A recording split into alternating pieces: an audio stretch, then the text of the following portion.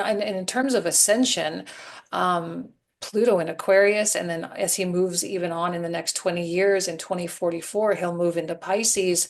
These two, Aquarius and Pisces, it's like there is no limit at this point, and this is going to be an exponential growth that we just cannot even fathom. And so collectively, this notion of ascension, it is going to happen rapidly because of this. Hey friends, it's Amar. Welcome back to my channel. I am really excited for today's installment of Practical Spirituality. I was so thrilled to sit down and have a conversation with Jane Allison, who, personally speaking, is someone that I have followed on YouTube for several years. She's an incredible astrologer and tarot reader. And I have to say, more often than not, I find myself after one of her readings looking around going, how did she know what I'm going through? Is she in my head? Has she been eavesdropping on me? Because I find her insights to be so precise and so clear. She is an astrologer and tarot reader with a passion for helping others connect to their inner wisdom. Since 2015, she shared insights and guidance through her YouTube channel, building a community of soul seekers around the globe. After spending 2 years traveling across the world, she discovered that joy was waiting for her right at home. She now lives in Mississippi with her husband, her stepson, 3 cats, and a very lovable dog. I really, really enjoyed this conversation. Jane was someone on my short list of potential guests when I got the idea to do this series. She was one of the first names that I put on that list, and I was so excited and so thrilled when she said yes and agreed to come on. We talked about so many things. We talked about ascension. We talked about how she came to the world of tarot and astrology. We talked about practical perspectives from that very Virgoan point of view. Being the super Virgo that I am, I felt right at home chatting with her. She's so warm. She's so generous with her time and her knowledge. I really hope you enjoyed this conversation. Thanks for watching. Oh, and please like, share, and subscribe. Welcome, everybody, to another episode of my series, Practical Ascension. I am so excited to welcome my guest here today, Jane Allison, which, by the way, as an aside, I was having a little bit of like a fanboy moment this morning because you've been someone that I have followed for years. And you, for me personally, are a source of guidance and wisdom. And that fellow Virgo, just concise, clear, unfiltered, no chaser way that you have, and also lovingly and compassionately, right? Of Yeah. presenting your information, I find to be so wonderful and so powerful. So thank you, Jane Allison. Thank you so much for being here. Well, thank you. I'm so excited. This is going to be really fun, and I've really touched base with your work as well. So I'm very honored to be here as well. Awesome. You know, it's an interesting thing, this series, because I just posted the first conversation that I had with Kat Fowler last week. And so hopefully viewers are starting to get a bit of the flavor of what these conversations are about.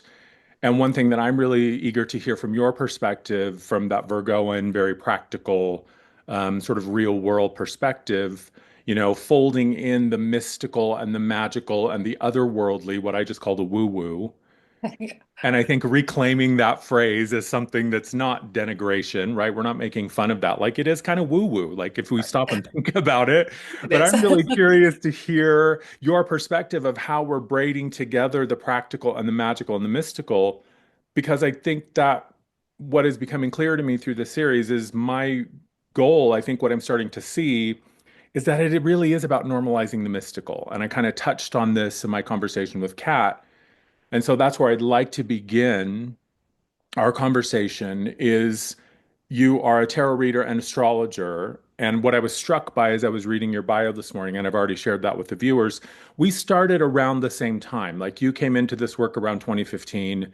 I Mhm. started my practice in like 2014, but it really started to take off around 2015. So I'm curious to know about your background and your history. Did you have like the spiritual awakening and then you came to tarot and astrology, or was that something you were already kind of connected to? Or kind of give us the lowdown on Jane Allison as a young woman as she came into her her maturity as a mystic. I wish that I could say that like I had this gift ever since I was a little girl, and that just simply is not the case. I was pretty out of tune most of my life. I got into astrology. It was one of those things where, when I was 8 years old, my mom gave me a little keychain that said Virgo on it, and I just was always like, oh, that must be something special, and it just always kind of stuck with me, and I always really connected with the idea of being a Virgo, but I had no idea about the zodiac or astrology or anything like that. And it was just kind of fun to read horoscopes or whatever. But I really came into this work out of heartbreak. I went through a, typical, narcissistic codependent relationship. I think we all have experience with Yes. something like that. And, it destroys your whole world, of course, and it destroys your whole perception of what's real and what's not. And so I was searching for pretty much any answers whatsoever. So I was, heartbroken. I moved back in with my sister. I had nowhere to go. And she's like, go see my psychic. She gave me this little card from a psychic shop. I was from Vegas. And so I went to go see him. And it was one of those, like, I didn't even tell him my name. And he sat down, read the tarot cards, and basically told me my whole life. And I was like, wow, this is incredible. I've never seen anyone do this before. I got all excited. And then my sister showed me all these, it was this back in the day when YouTube was just barely getting started. I think there were like 10 tarot readers on Right. YouTube at the time. And I was like, you know what? I'm going to do that. And so I just learned and I just started my channel. And then astrology came a little bit later and it became like a full-time career for me. That's Yeah. awesome. Now, because what I'm impressed by is the depth of your knowledge. Like when my analogy is that if you give 100 people a cupcake recipe and they're all following the same recipe, maybe 10% of those you're gonna be like, oh my God, open a bakery. The Yeah. other 10% you're gonna be like, oh my God, never go into the kitchen again. This is like a crime against nature. And the majority of people are kind of somewhere in the middle. And I find this, a similar thing with a lot of tarot readers that are on YouTube because let's face it, they're everywhere now. Yeah. And there are some that I read that I listen to, like you, that I'm like, oh my God, like your connection to the knowledge and the truth feels very clear to me. And then there Yeah. are other tarot readers that like 2 minutes into the reading, I'm like, nope, not for me, turn it off and, never come back. So did you study with somebody or are you all self-taught? How did you come to that level of knowledge that you have?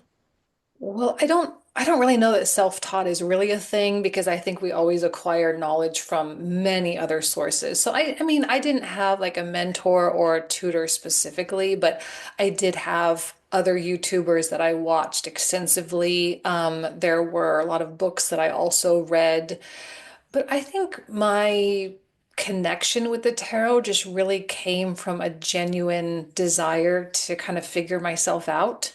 Yeah. And I really opened that channel to God essentially, and it said, you know what, I just need to heal. And tarot was the tool that God used to help me heal, and to help me figure out myself and to figure out my own sense of awareness and my own issues and things like that. And I think it was my ability or my desire, not my ability, but my desire to open myself up that I think helped me to connect with the cards a lot better. I do see a lot of tarot readers and astrologers both who are very technical and they understand that, like you say, they have the recipe, they know, but you can also tell that they're on their own journey and they've reached certain points and they haven't quite kind of broken through or whatever. And so um, I just think it's a reflection, like how good someone is, quote unquote, with tarot is a reflection of how willing they are to go deep within themselves. Oh my And that's God, a very hard thing to do, as you know. oh my God, it's not easy at all. And that's what you just said is so powerful. And that you even mentioned that in your bio, that your work really is rooted in the desire to help people return to their own inner wisdom and their own sense of what is true for them. And my opinion is one that, the best healers are the ones that point people back to themselves. And Agreed. you're right. I think the fact that some tarot readers are reading more academically or astrologers are, it's almost like they're reading out of a book of this is what Saturn means and this is what Pluto represents. And that's useful to a degree, but what it feels like to me for you, the connection was the medicine healed you first. Is that an accurate Yes. assessment? Yes, absolutely. Yeah. Because even when I go back to my beginning readings, I'm like, oh, good Lord, like I was projecting so hard, It's like I had an anger issue with, I don't know, a Sagittarius or a Pisces or Yeah. whatever, and I'd like take it out on the cards. And I didn't know I was doing that. I had no idea. Yeah. But now you can see when people project and you can see when people have control over those projections as well. And that really also determines someone's ability to guide someone appropriately as well. Yeah. Yeah, because I think, in a lot of my work, a lot of what I do is help people walk through those shadowy realms. And I know from, my own experience, the thing that allows me to fearlessly walk into someone else's shadow is the fact that I have done it exhaustively in my own life, right? Right. So I've unearthed that stuff. So I'm like, yeah, okay, we all have stuff, but in the end, you see, it's just a disintegrated part of you or whatever. It's not really that scary when you really sit with it. But if you haven't done that walk into your own challenges, your own blind spots, and your own healing, then you're not really necessarily going to be able to do that for other people, I don't think. Yeah, I agree. I agree. It's very much the wounded healer situation. Like you got to kind of recognize your own issues, your own pain, and you have to find a way out of those and find balance and serenity in your life, in order to be able to say like, "Hey, there's a paradise on the other side of this. Like you're going to be okay." And to actually feel confident to do that as well. I think a lot of astrologers and tarot readers struggle with confidence in their own lives, and that comes through in their work as well. Yeah. Yeah. And I want to ask you, because when I'm watching you read through your videos, I can see, and maybe you disagree, maybe not, but I can see moments when you are very clearly receiving some sort of intuitive hit or some sort of, clairvoyant vision, or there's a sense that you're like, okay, spirit is speaking through the hierarchy and the structure of the tarot or the astrology, which I think, all of those systems are just mirrors that show us different aspects of our similar journeys. But did you feel, because you had mentioned that you weren't like walking around talking to the spirits as a young girl. It just felt like life is just normal and here I am as just a person. But what I see is there's very clearly an intuitive connection that you have.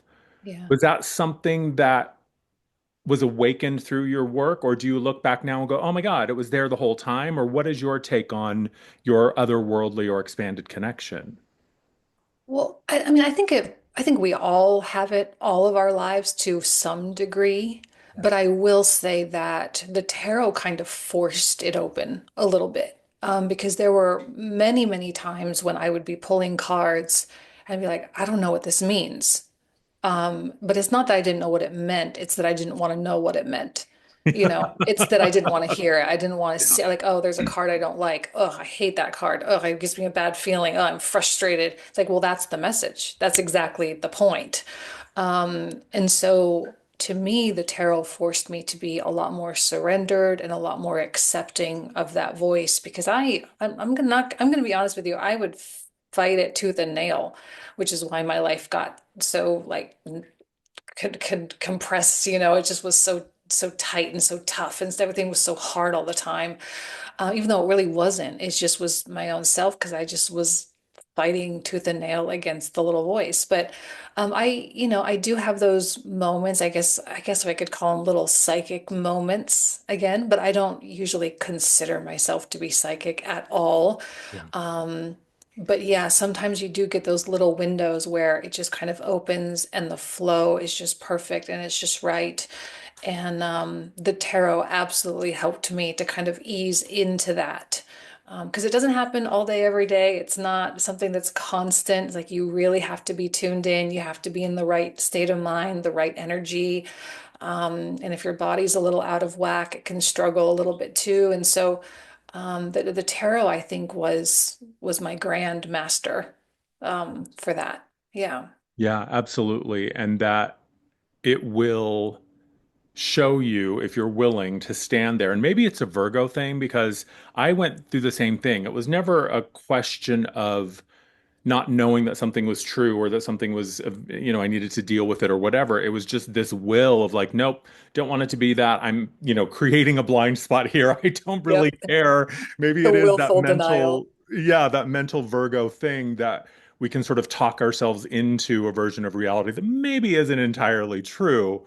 Um, but I love that your willingness to be confronted by whatever messages were coming through the tarot. And it sounds to me like the moment of clarity of like, okay, I can continue to reject or deny this, or I can just give into it.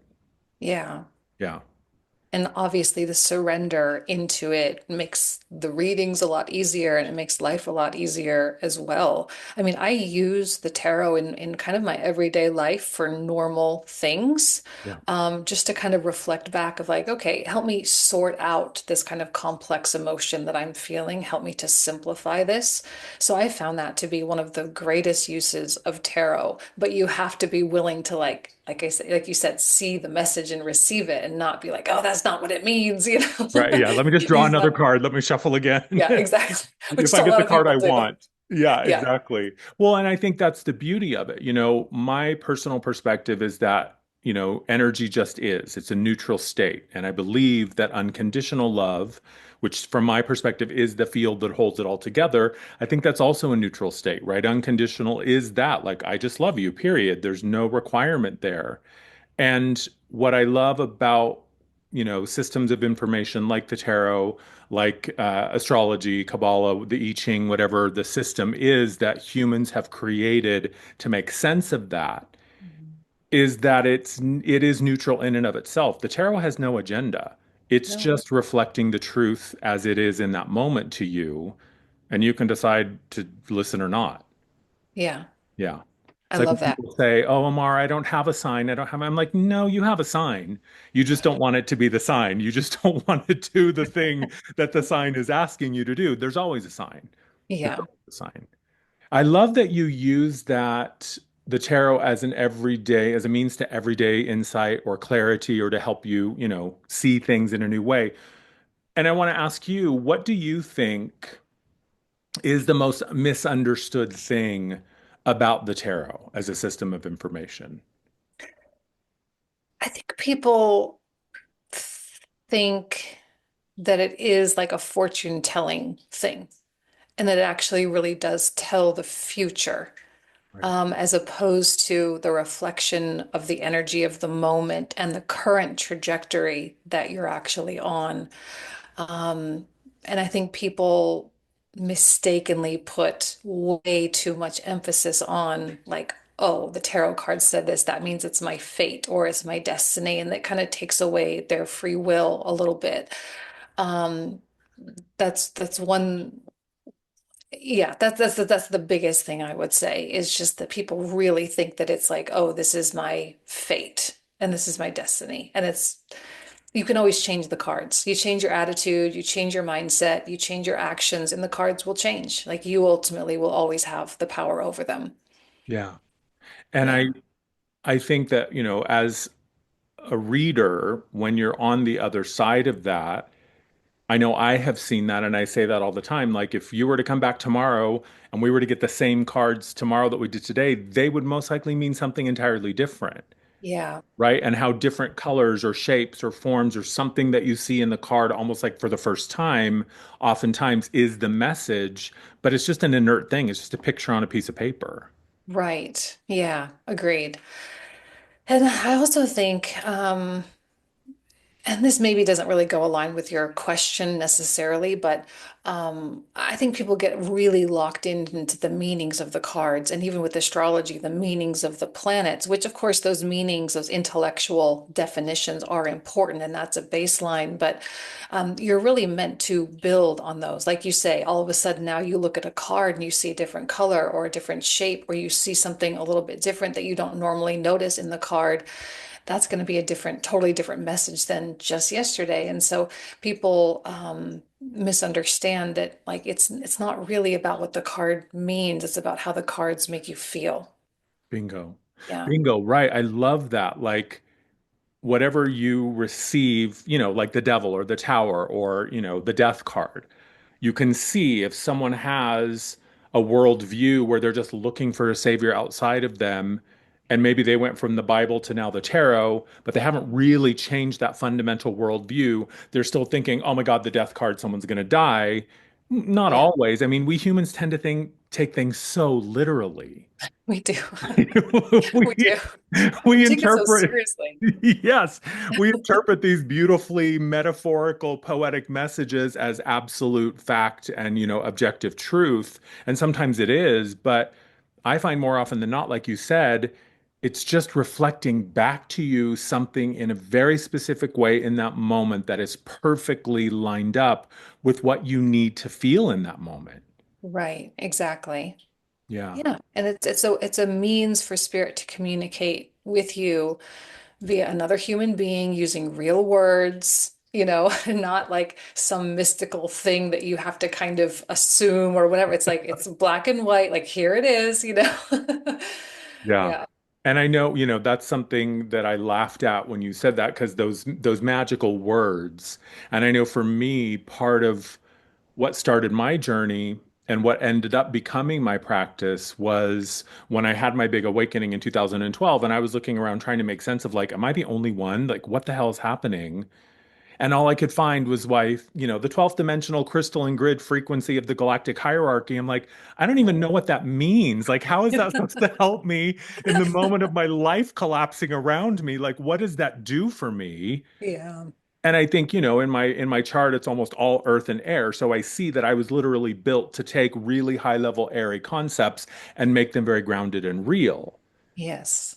But I think that and this is sort of where I want to switch into this conversation around ascension. I think we have this tendency to mythologize things within our Yes. spiritual circles. And that's another intention of this series is to kind of break that apart because then you just feel like you're standing at the base of Mount Kilimanjaro, like this massive mythological thing. And like, how am I supposed to connect with that? Yeah. So for you, and this might sound strange, but I just feel this question of like for you, when you, especially with tarot and astrology, what for you is what allows you to connect with it in a way that is real? Does that make sense? Like what for you grounds it in like, yes, of course I rely upon this. This is totally real, totally legitimate. This is just as meaningful as looking at the app on my phone to tell me what the weather is. Right. I mean, I've been doing it long enough. I think when I first started, it was a very mystical thing. And it was like, oh, the sky and the stars, and oh, it's all elevated and the divine, and oh, it's also wonderful. But then you realize like nothing in your life changes at all. Nothing. Like you just said, like your whole life is falling apart, but you have all this intergalactic crystal, like whatever, and you're like, well, what? But it's you still just have your normal life. You have to wake up, you have to brush your teeth, you have to pay your bills, just like you said. And and so using these tools for any means other than normal life, like what is the point? And I've kind of come to the understanding that awakening, quote unquote, I guess we could say, awakening is like there's so many of them. It's not just like one big moment. It's like we have awakenings all the time. Sometimes they're really small little epiphanies, small little perspective shifts and changes. And sometimes they're a lot bigger. And oh, we have these massive realizations.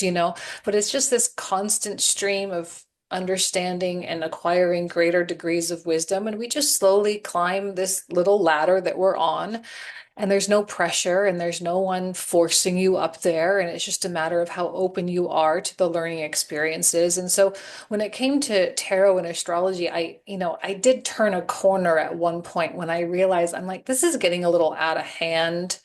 Even like, and as much as I love law of attraction, that's all great and wonderful, but it really, if they could just say it like it is, it's just like embodiment. It's just do the thing. Yeah. That's all it is. It's like set your mind to it, you do the thing, and you go for it, and you're just gonna go up. And I think when I started reading tarot from a more like how do we live our lives? It started to become more helpful for people. And I did notice, I'll tell you what, I did notice that my numbers on my YouTube and stuff started to go down because I think people in this space, they want the delusion. Yeah. They want it to be something more powerful than them. They don't want to take a lot of responsibility all the time. And so when a tarot reader comes in and says, well, you have to do the work and you have to show up every day. And yeah, it's like a business coach. Like no one wants that. Yeah. And I mean, no one wants to be told that in this, unless you're a business person, that's different. But in this space, people don't want to hear that. They want to hear that they're just going to sit in their room and meditate, and everything in their life is going to come together perfectly without any effort whatsoever. And so I felt like I was really on the right track when I turned that corner and I started making it a little bit more like go to work, make things happen, set a goal, actually achieve it, check off the little tasks on your task list, just do the things.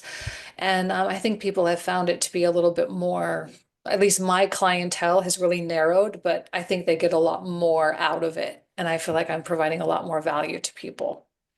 Yeah, and I love what you said about, people coming to the space of a reader or a healer or whatever, expecting to be saved. Like, I need someone more powerful, who's smarter, who's wiser, who whatever. But I think more and more, what I think we're starting to see collectively, and what I certainly have seen in my own life, because you're right, this information doesn't make your life easier. In fact, it makes it more challenging because now you realize, oh, I really am the one with the power to create or recreate my life. And the one common thread in all of my experiences is me. I Yeah. am the one common denominator in all of it. And I think more and more we're starting to see that the lie is someone outside of you saying, I can save you, I can fix it. Give me more money, give me more power, give me your vote, give me your authority, give me whatever. Give me your PIN number and I'll save you. I think we're waking up to the fact that that is a lie. Yeah. That is a lie. And again, I'll reiterate, like, I think the most powerful people, experiences, whatever, are the ones that point us back to ourselves. And sometimes that feels like a dead end, Yeah. right? If you've been spending your whole life expecting everyone out here to be responsible and accountable, when you realize the truth of that is completely false, then you're sort of left with nothing other than your own experience, your own inner life, and yourself. And that is terrifying, but it's also the turning point. It is. Can I talk about astrology for a moment? Is Yes, that okay? please. Absolutely. Because you mentioned your big moment was in 2012. That was right around the time when Neptune came into Pisces, which in modern Western astrology is considered to be Neptune's place of rulership. So Neptune is very, very strong in that particular position. And he's been there ever since. Now, he just left, he just came into Aries, but since then, he's been in Pisces. And the Neptune in Pisces with the rulership there, while it sounds great to have a planet in rulership, we have to remember that Neptune and Pisces both are very, psychedelic and abstract and distorted. There's a lot of delusion and delusion. That happens there, or illusion and delusion that happens there.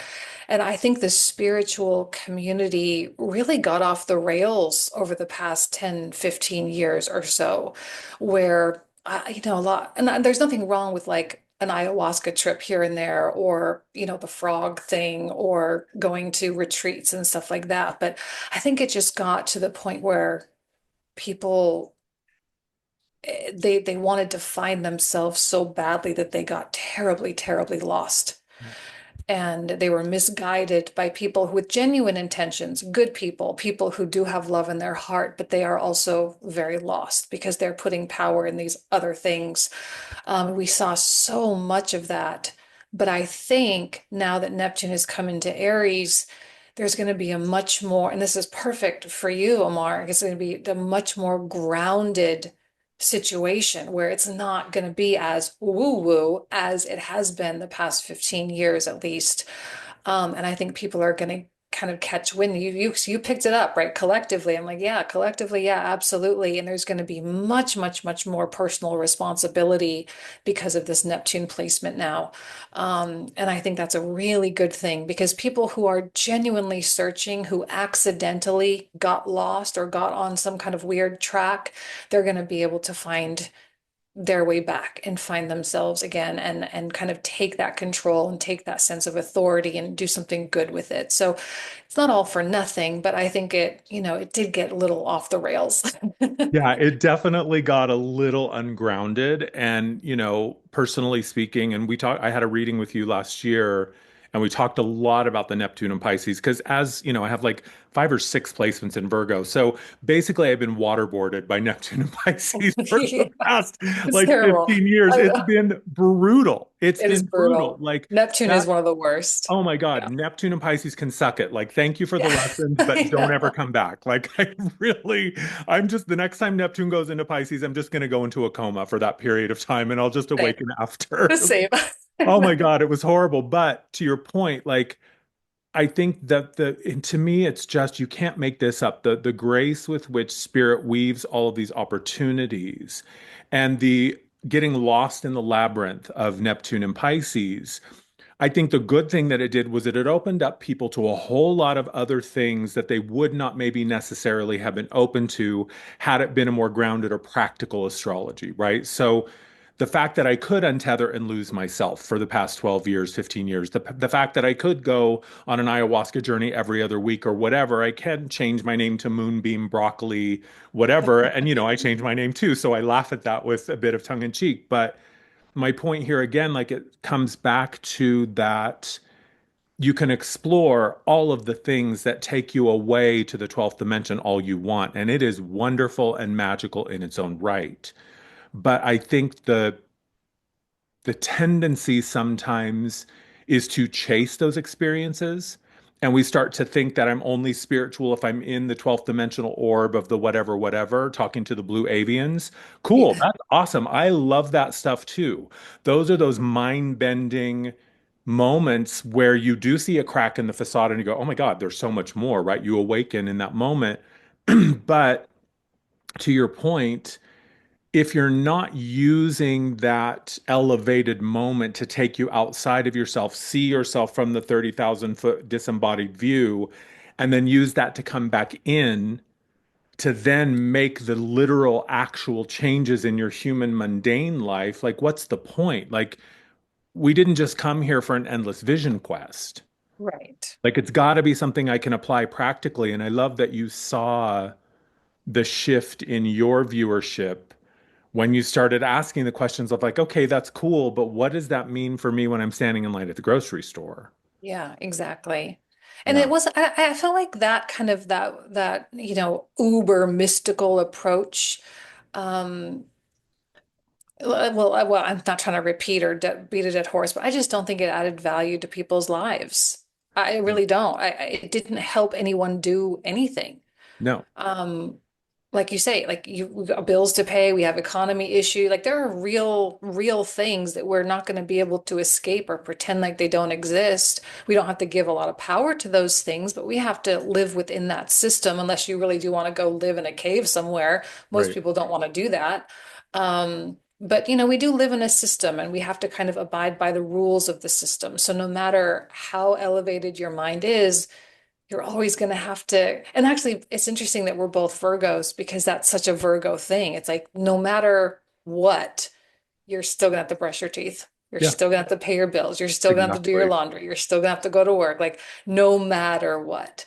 So let's make that part, that inescapable part of life, as enjoyable and as fruitful as we possibly can, because that's really why we're here. That's the humanness of all of it. Yeah, Yeah. and I love that because it is the thing that makes us human is the body. Mhm. That is the thing. This body is a human body. That's what defines, at the most fundamental part of it, the human experience. And the body requires I have to eat, I have to wash myself, I have to brush my teeth, I have to be able to afford food, I have to be able to afford clothes, all those things. And at the same time, and this is where I want to start talking about ascension directly. From my perspective, ascension is the redefinition of what it is to be a human. It is the rediscovery of how really multidimensional, multifaceted we are. It is the reemergence of this, what I consider to be like a biocomputer. This body, I mean, more and more we're discovering all of these incredible things that we can do, like the telepathy tapes and, these kids that were previously just seen as, oh, you're nonverbal autistic, you're going to have this horrible, awful, limited life. Meanwhile, they've been in levels of awareness that most of us haven't even tapped into, Right. literally having telepathic conversations with each other and animals and all of that. So I think more than ever, the real party is in the human body. Spirit is saying, no, don't vacate that. Don't try to transcend that and get rid of the human. This is about reemerging as a new version of what that is. And you're going to miss it if you're always up in the 12th dimension trying to escape. So, what, from your perspective, because we all love to talk about ascension, this is like the buzz in the human or in the spiritual experience. What does that mean to you? When someone's talking about ascension, where does your mind go, or how do you define that for yourself? Oh gosh. Um, I mean, I don't know that I could define it better than you just did. I mean, you did a fantastic job. To me though, ascension is kind of like a coming closer to God is how I view it. And I think we do that through our hearts, and we do that through kind of being of service to one another, and we do it through our humility as well. Um, And I think it also kind of coincides with generalized improvement of lifestyle too, because Yeah. it's like the more wise we become, the more we can apply that wisdom in the world and the better our lives can be. And that energy can certainly trickle down. And I also believe that our own personal ascensions and our own personal growth is vital because that's what enables everyone else to come up as well. Um, and that, I think also this is kind of a change in a little detour here, but I Go think some for it. people Go think, oh, for spirituality is it. such a luxury. Yeah. Like, yeah, it is kind of a luxury because I know some people really are stuck in survival mode. But and maybe it is a privilege, but we should utilize that to the best of our abilities and say, okay, well, if we have the time to meditate, we have the energy, we have the resources to be able to do that, to be able to grow and improve our lives, we should, because then it kind of carves that path for other people who think that maybe it's not possible for them, but we need to show them that it is. This is not a singular effort. An ascension is not just for us, it is for all of us. And I think the ascension is just kind of an overall betterment of humanity. And we have seen that over the course of many, many centuries and millennia. I mean, if we look back 2000 years, the quality of life, that kind of thing, the technology that you may agree or disagree, that's a totally different discussion. But Yeah. the fact of the matter is that all of humanity, for the most part, is kind of on that upward trajectory there. Yeah. Um, and I think the ultimate goal is a unification, right? So that over many, many years, more millennia, way more than we have now, right? We are going to kind of all come into this cohesive unit and be able to communicate telepathically and be able to communicate with our hearts instead of with our words and be able to understand much, much higher level concepts of things. So, I think it's ongoing. We are doing it. We're all as individuals doing it, but it's going to take a time. Yeah, and I love what you said about it happening through the heart and happening, essentially becoming closer to God or the divine, whatever we call that. Because I have found that any time I have been very close to spirit, and in those moments where it's like you're seeing the face of God, and I've had those moments of like, whoa, like this is mind blowing. It always, for me personally, in a way, it always leaves me with a deeper understanding of the fact that we are not separate from any of it, Yeah, and none of us is. And to me, if there is an agenda, the only agenda really is, what I say is that the only claim the divine ever makes is I am. Like I just am. I just simply am. And you are all a part of that. And so, if those transcendental experiences can show us anything, they can show us how we are already the thing that we are aspiring so much to be. yeah, And our job is to become it's kind of, I just keep thinking of, to use the tarot reference, it's like the Hermit card, the Virgo card. Of course, it's the best of card of course, the deck. of course. That and the King of Pentacles. But that energy of the Hermit coming down off the mountain, right? My tarot teacher, one of the things that she talked about was how every card has a story, right? And every sign that the card represents also has their own medicine. And often Virgo's lesson and challenge is to not isolate all the time, is to come out of that hermit mode and come out of the cave and go down to the town square and connect with the people. And it feels to me like that's what's kind of happening collectively. And if we look at YouTube as a landscape, as an example, I mean, you can't swing a dead cat without a million tarot readers or healers or channelers or whatever popping up in your feed. So it feels like in many ways the hermit is coming down off the mountain. We're like bringing this to real life and the real world. And what I love is, all spiritual folks, we're all talking about the same 10 things that we've been talking about essentially for the past 40,000 years. There's really not a lot of new information, No, no. but your willingness to step up and say, okay, I'm going to start a channel, my willingness to do the same, anybody else who's in this sphere doing that, it's you, the people that love Jane Allison and that go to Jane International every month for their updates, they stay because they connect with you, Yeah. right? The vibe and the flavor that you bring to those universal truths which just exist, right? These are just the facts of living in an energetic reality.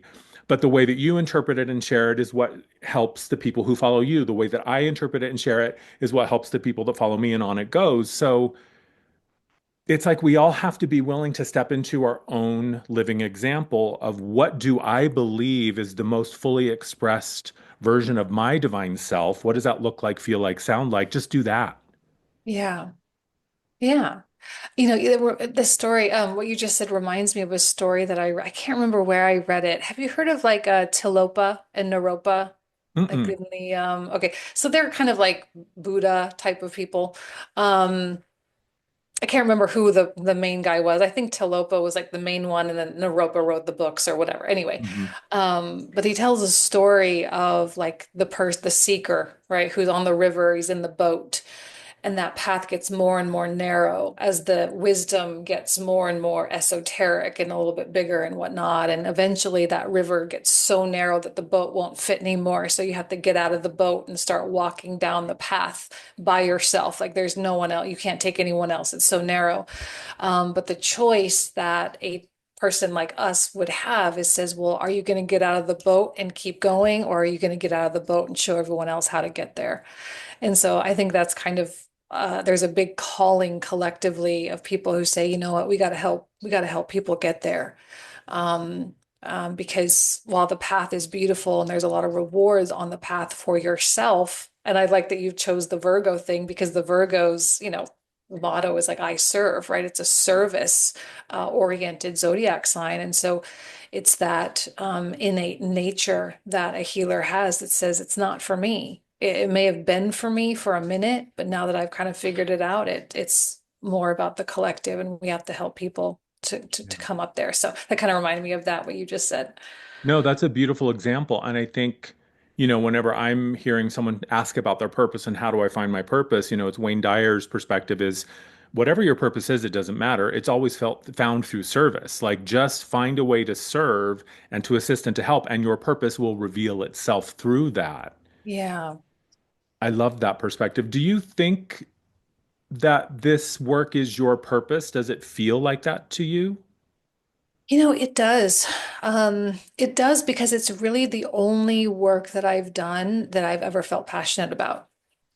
And it's funny because I kind of fell into this the way I did. It just was, oh, I was heartbroken, I was sad, and oh, let me just try it, and I just did it. So there wasn't really a lot of intention behind it. It was just something that I kind of wanted to try. And honestly, I did it because I was like, oh, it'd be great to get like an extra $500 to take a trip every once a weekend a month, just like a couple extra $100 for an airplane ticket or something like that. And then it actually ended up growing up into my entire career. Um, and so I would say, yes, it does feel like a purpose, even though I don't know that like the sense of having purpose. I don't know that that feels like anything. Yeah. Do you understand I totally know that? what you mean. It's the weird thing. It's like, it's what we were talking about before we hit record. How so often people say, like, oh, it must be so amazing. You can read, you can connect, you can receive this insight. You must have it all figured out. No, I am not exempt from the human just fumbling around in the dark going, what the heck is going on Yeah, I either. And know. so I think that, someone had said something that purpose is taking a drink from the glass of water that never empties, but also never quenches your thirst. It's like you just keep coming back to it and you continue to connect with it and drink from it. And it Yeah. is. filling in those moments, for me, it's when I'm working with a client and I see them connect and get it. I'm like, oh my God, that just made my whole month. Mhm. And I also end the client and go have to do my laundry, go cook and make the dinner and go to the grocery store and all that. So I understand that. Like, I think if it felt like purpose, maybe it wouldn't be, because I think it would be satisfying something small within me. I don't know. Like that feels like another conversation that I'm really curious about. Like, how do you define purpose? Right. And how do you know? Yeah, Yeah. exactly. How do you know? It's like, well, you just kind of know. It's like, how do you know your name? Like, I think Yeah. it's one of those things that when we're moving in the right direction, which I would just say is aligned with your soul, Mhm. when you're moving in that direction, oftentimes you don't need evidence or proof beyond just the feeling of like, this is what I want to do. This is what I'm supposed to be doing or what I have to do. Yeah. There's just like a drive that you don't have any idea where it comes from. And people ask me about their purpose all the time. And I'm like, well, I look at their sun placement and everyone's like, oh, aren't you supposed to do that? And I'm like, no, it's just like the sun in your chart is the ambitions of the soul. You look at the house placement, that's the area. It's like having kids, that's your purpose. And some people like they want something so much more complex or so much more special or so much more elevated. Um, it's your job, it's your purpose to experience money, it's your purpose to experience health issues, it's your experience to experience relationship issues or whatever.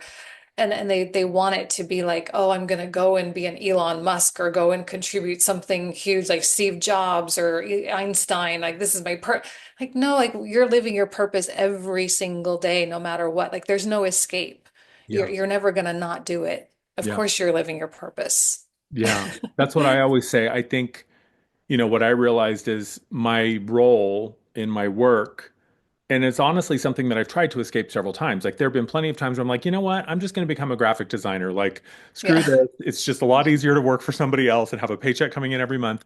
And every time Spirit is like, nope, nope, that's just not where you're best utilized. Yeah. And that idea of purpose is it's something that on the one hand, I would do this work even if I was working at Starbucks. Like I would Mhm. find a way to do what I do for people through whatever it is that I do. And also knowing that purpose isn't something that you choose. I think it's something that chooses you.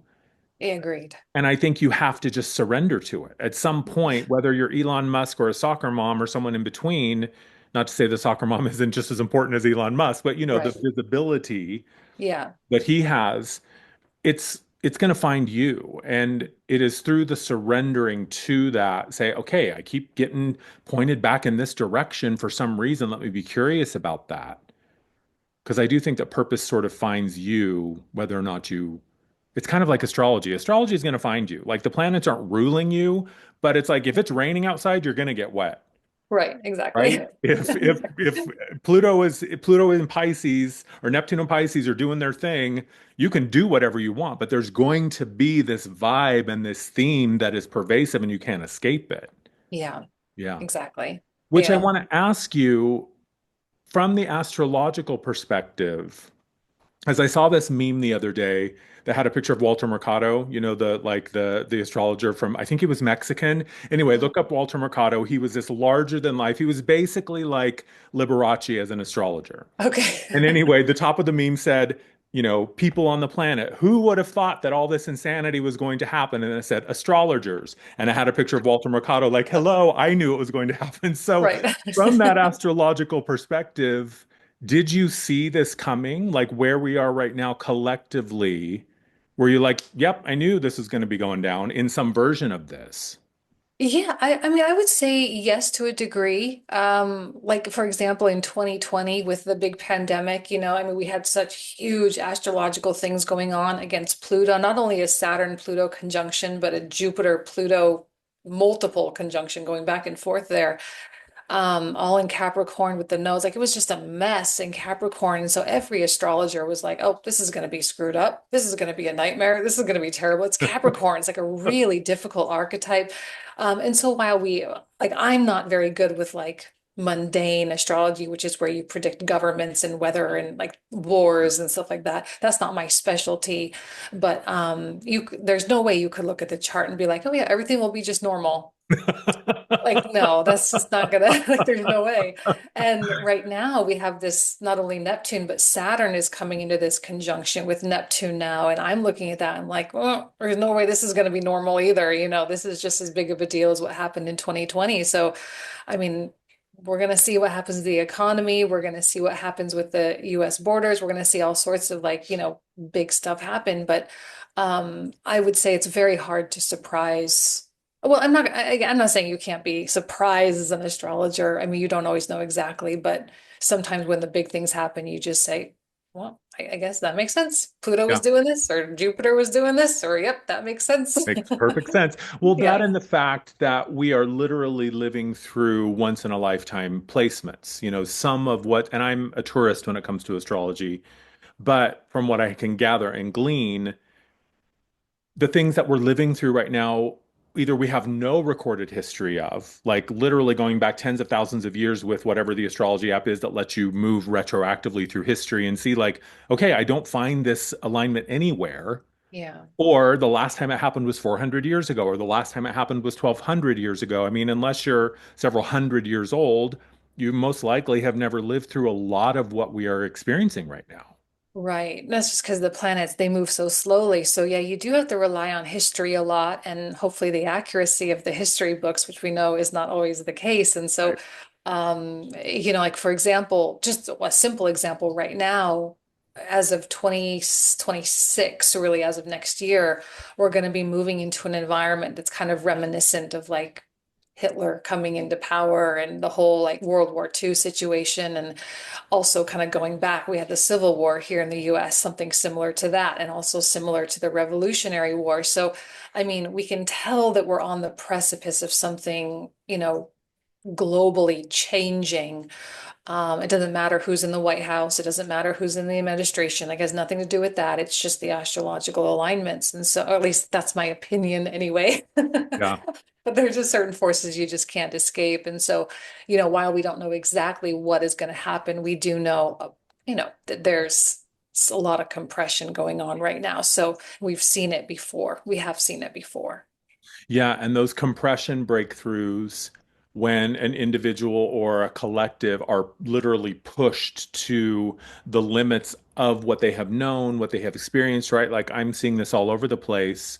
And my own personal experience has been like, in many ways, it feels like we have been living in a yard with an electrified perimeter, and it's been very clearly defined to us where we can go and where we can't. And we've had the collar on that shocks us when we get too close to the edge of our Yeah. of our zone. Now that perimeter is gone. Now Yeah. the collar is deactivated, but we're still testing the limits of, oh, how far can I really go? And I'm seeing this in my own experience personally. I'm seeing this with friends and clients and colleagues and just people that I'm observing on the world stage. I think all of us, in many ways, are not only being pushed to the limits, but when we get there, we're realizing, like, oh, I'm way more resilient than I thought. I'm way more capable than I assumed. And now there are all these new tools and resources and perspectives that are meeting me there. It's like, I think that's where spiritual concepts start to become relevant again, and normalizing the mystical is you can look at the newspaper or the news and rely on that set of facts. Right. Or you can look beyond that. You can dive into the currents that are always present, that are Yeah. always there, and you can tap into something deeper that exists in spite of often the human dramas. And these spiritual truths don't need you to believe in them in order for them to sustain. Like that's just the nature of our reality. So I guess I don't know where I was going with that other than to say it just feels like we're all kind of testing the boundaries right now on both Absolutely. sides of it. I think we are on a global scale, on personal scales. I think what I've seen with my clientele anyway, and you can maybe confirm or deny this, um, is that people on an individual scale are really getting sick and tired of the problems that they haven't been able to fix. and they're like, I have to get out of this. Like, I'm so tired of like this cycle that I've been in for however many years, and it just seems like I just can't get out. And so I think people are like changing themselves inherently. They're fully embodying the people that they know they need to be in order to make these big changes. They're getting themselves out of financial situations, out of toxic relationship patterns. They're getting themselves out of, certain plateaus that they've hit within their lives. And I think that's a huge Pluto and Aquarius situation that we have going on is people are so tired of feeling capped off and they're ready to just like, let's freaking go. And in terms of ascension, um, Pluto in Aquarius, and then as he moves even on in the next 20 years, in 2044, he'll move into Pisces. These two, Aquarius and Pisces, it's like there is no limit at this point, and this is going to be an exponential growth that we just cannot even fathom.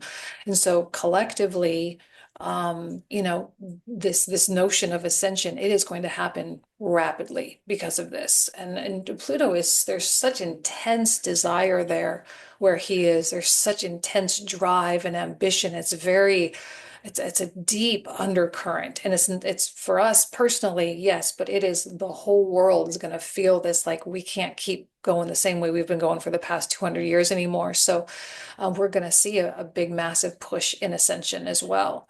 Yeah. But it really does come through these everyday actions and these everyday choices that we make. It's all very simple. It's really not complicated at all, is it? No. And what you were talking about, how people reaching their limits, and that has been my experience of like, I cannot deal with this issue one more frickin' second. Like, what is the medicine that I need? What do I need to see, feel, hear to know? What is it?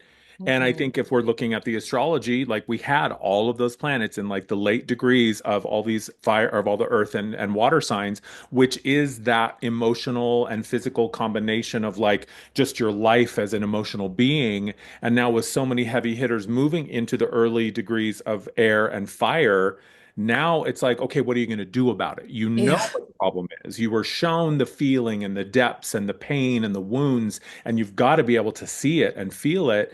But now it's that masculine energy of air and fire coming in, going, okay, now you know, what are you going to do? Yeah. It's like I always saw Pluto and Capricorn as like the taskmaster, right? It's like the dorm, the resident assistant at the dorm. Like, okay, did you clean your thing? Did you do your laundry? Did you pick up Yeah. the thing? Because Pluto in Capricorn was preparing us for a Pluto in Aquarius, which I see as Aquarians are just aliens from the future who like travel backwards to show us all a higher way. At least that's how I see Aquarians. My mom's an Yeah. Aquarius, and the way her mind operates, I'm like, where are you? Like Right. you, I your know. mental operations are on a whole other level. Yeah. But I think Pluto and Aquarius is now the future self coming home and saying, okay, did you do your homework? Did you take out the trash? Like that's what I was giving you in Pluto and Capricorn was the preparation for me. And now are Yeah. you ready for me? And what I see is everybody, whether it's someone who just woke up and is coming to me for a session to try to make sense of that, or someone who's been awake and is like, oh, I totally got the spiritual thing down. Now they're like, what the actual heck is going on? I thought I knew who I was, but I think across the board, nobody's comfortable right now. No. We're No. all starting to feel or have been feeling that pressure of like, it's time to move on, it's time to move up and move out. And I certainly see it represented in the astrology. Yeah. It's the orchestra pushing us to the new experience. It is. I'm really happy you said that like, we're not supposed to be comfortable. Because I say that to my clients all the time. I'm like, we're just not supposed to be comfortable right now. And this has really been going on since 2023, 2024. That's when Pluto really started going back and forth between Capricorn and Aquarius. Because I think Pluto in Capricorn actually did get weirdly comfortable. Yeah. With the pain, with the hardship, with like the hard work. I cannot tell you how many people I would sit down with and they're like, the hardest relationships ever, right? The most challenging things ever, the hardest business fails, the biggest financial fails like you'll ever see. And it's just Capricorn's like, just get up, get up, get up. keep going, keep going. Like you don't have a choice. Keep going, keep going, keep going, keep going. And you had to push. Like there was never a break with Capricorn.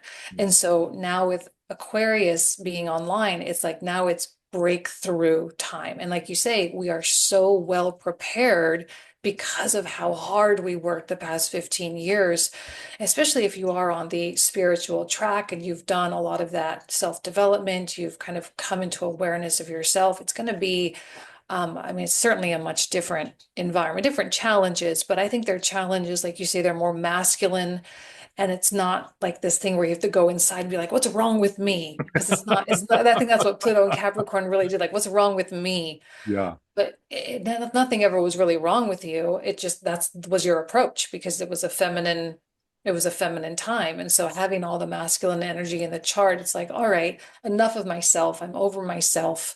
Let me just go out and be productive. Let me go make things happen. Let me go achieve my goals and push myself and actually take all this knowledge that I've learned and apply it and do something good with it. And so, I think there's going to be massively positive developments coming forward for most people who are attuned. Um, and it's not going to be so emotional. It's not going to be so dramatic. I think we're in a kind of a scientific time, actually. It's more logical, it's more practical. I like that you use that word. It's more manageable and it's more like just a matter of action. You put your body into it and that's it. Your whole emotional state does not need to be in it in order for you to win. You can just go do it. Yeah. And maybe that was always the case, but I think it's going to be a little bit easier for people who struggled with that in the past. Yeah, and I think that period of having all of that feminine energy and it being sort of a feminine era in terms of the water we were swimming in, no pun intended, Yeah. I think what that showed us was that, and this is what I see, is that everything is feminine first. It's always about a desire or a feeling or an emotion or an intuitive thing or a longing first. And that's what calls in the masculine action is to say, I want to feel this. I want this experience. I want this sort of life that I feel this way. And then the masculine comes in and says, oh, okay, I can do that. I can easily build you something. And so the masculine, in many ways, and maybe this is just because there's so much feminine energy in my chart, and I've just had an affinity with women in that feminine energy my whole life. So I think by default, it's easier for me to be in my emotions and my intuition. Whether or not I acknowledge them as a Virgo, that's a whole other conversation. But I certainly know that they're there. Yeah. But in many ways, the masculine is easy. It's just two and two equals four. It's just the Yes. list of things you have to do. It is so easy. Yeah. Yeah. But I think the trick is to remember, and Neptune and Pisces will not let you forget, that how you feel about it must always be taken into account. And what will not work anymore, from my perspective, is to continue to create at the exclusion of how you feel, Yeah. right? Like that's what we're seeing. That was the fall of the patriarchy was for thousands of years, we were just saying, who cares how you feel? Man up, be a man, toughen up, be stronger, which for me is just code for divorce yourself from your your empathy and your compassion. Right. Now we Right. can't do that anymore. Yeah. Yeah. No, I love that. So many Yeah. things we could talk about forever, but I don't want this to be a 3 hour conversation. Can't believe it's been an hour already. I know, as much as I would Yeah. love to have parts one, two, and three. So one thing I want to ask you, and then I'll give you, you can tell people where they can find you and how they can connect with you. We had talked about just a little bit ago about how astrologically we can look at things historically and say every time these planets line up in this way, something big goes down. Mhm. What would you say to anybody who is perhaps feeling afraid? Right? If they're like, oh my God, World War II, oh my God, Hitler, oh my God, American Revolution, oh my God, hide in a bunker for the rest of your life. Well, maybe, but that's probably not the only way to deal with it. What would Yeah. you say to people who perhaps are hearing this or, reading about the astrology and are a little afraid? Yeah, that's a good question. Again, it's not about giving the power to the astrology. And most of the time, now I'm not going to say this is 100% of the time, but most of the time, very few things that happen on a global scale seriously affect you. Now, you might have some financial stuff, prices go up, whatever. Maybe there's a job issue here or there, but for the most part, most of the time, we're in kind of a little bit of a different world to a degree. And so, um, the best advice is to just keep your head down and keep yourself focused on what you want to achieve, regardless of what is going on in the world, in the collective. And you can use the scary astrological transits as motivation to kind of get your stuff together, and to get prepared. One of the biggest Virgo messages is to be prepared. And so if there is something big coming up, which there is, the Pluto, I'm sorry, Saturn Neptune conjunction, which might have some massive economic effects. Okay, well, so we save some money, we start learning how to invest, we start learning how to earn more, we start, doing what we need to do to improve our abilities. Maybe you want to start a food storage or something like that. But again, it doesn't have to be out of so much fear. It just is out of preparation. Just like, all right, whatever is going to be, but I can still be prepared for anything. And so, you think ahead, you try to plan for as many, concerns as you have, and that's fine. But for the most part, most of the time you've survived. You're fine. Everything's fine. You're here today. Nothing is that far out of whack.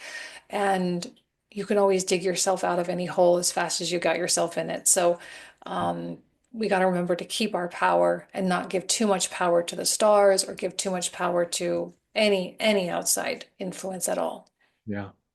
Yeah, I love that because it's never a punishment. It's never a curse. It's never because you did something wrong. It's just the nature of the moment in time and, space that we are existing. And I always just remind myself, like, there's a part of me that chose this specific time and place for me to be here in this body. Yeah. And I don't have to know what that is to trust that greater intelligence put me here for a reason. And as long as I'm curious about what that reason might be, and people thrive in adversity all the time. Yeah. I think that's a great perspective. I like that of like, I chose this.